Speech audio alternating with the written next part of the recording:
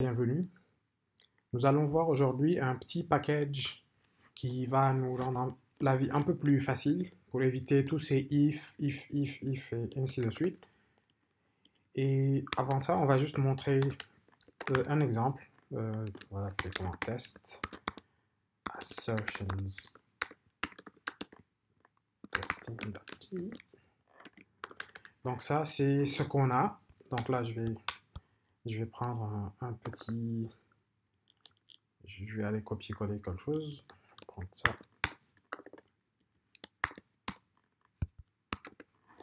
Et puis, au lieu de faire des if, to-do list, to-do test, point done est égal à false ou bien différent de false, on va maintenant faire des assertions. On va dire assert equal par exemple, que to-do test point done est égal à false, sinon on affiche le message should be false. Ça, c'est ce qu'on a envie de pouvoir faire. Donc, il y a un package qui est assez cool qui permet de faire ça. Donc, je vais l'importer. Donc, moi, dans ma config avec Vim, il va aller chercher les packages qui répondent à ce critère. Mais moi, c'est pas celui-là que je veux. Moi, je veux celui de Stretcher, Testify, et Assert. Donc, je save. Il va aller download les dépendances et il revient. Donc là, venons ici, je vais relancer tous mes tests. Donc là, c'est bon. Et où est-ce qu'il est mon test assert? Oui, test assertion, il est là. Donc actuellement, je vais juste lancer le test assertion, je ne vais pas lancer les autres. Donc je vais dire celui qui contient assert dans son nom. Ok, donc là, tout se passe bien. Donc on peut avoir plusieurs assertions, par exemple ici, que task doit être égal à telle chose. C'était quoi encore? Like, share, and subscribe. Should be equal. On relance nos tests. Et puis là, on a un test qui fail. Mais cette fois-ci, dans le fail, on a un truc beaucoup plus clair, beaucoup plus parlant qu'avant. On a dit, OK, not equal, à la ligne 69, I expected this, but I actually got this. Ce qui veut dire que là, franchement, on a un truc qui est vachement meilleur que ce qu'on a l'habitude de voir. Donc, on va juste rajouter ici notre point pour que les deux soient pareils. Et là, on n'a plus de problème, tout passe. Et puis là, on va encore faire une autre assertion. Ce sera quoi l'assertion? Que le user, oui, par exemple, que le user qu'on a déjà créé, enfin, à qui on a associé ce should be 0, user 0. On va s'assurer que non, il ne s'appelle pas user, il s'appelle assigned to. Oui.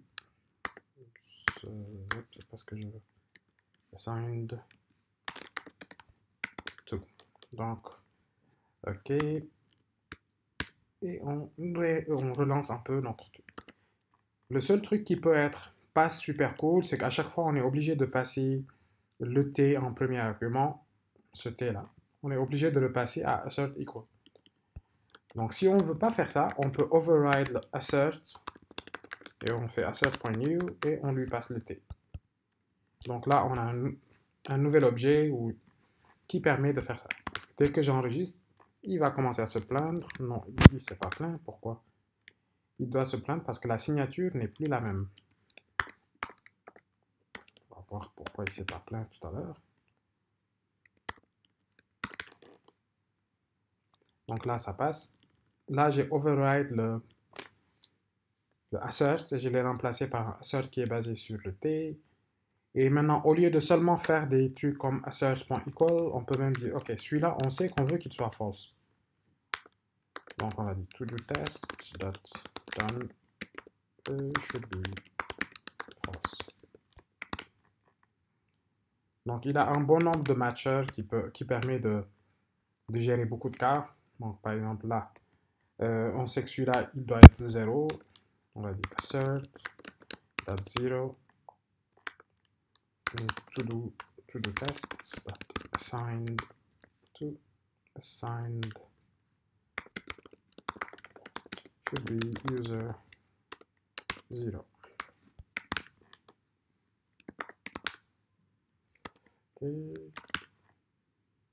Et là, ça marche toujours. Donc, on va faire go mode tidy, vim go mode, go.mode, juste pour voir ce qu'il a installé. Ok. Donc, on sait qu'on a un seul truc, un seul plugin. Donc, en utilisant le package Testify ou assert de Testify, on a un truc un peu moins verbeux, enfin beaucoup moins verbeux, et on peut faire beaucoup plus facilement des choses qui sont autres que les égalités ou les trucs de ce genre. Donc on est passé de, et par exemple, imaginez ces deux tests. Celui-là, il fait un bon nombre de lignes et c'est très verbeux. Et là, vous avez exactement ce que vous voulez. Maintenant, pour voir son API, ce package, il est très riche.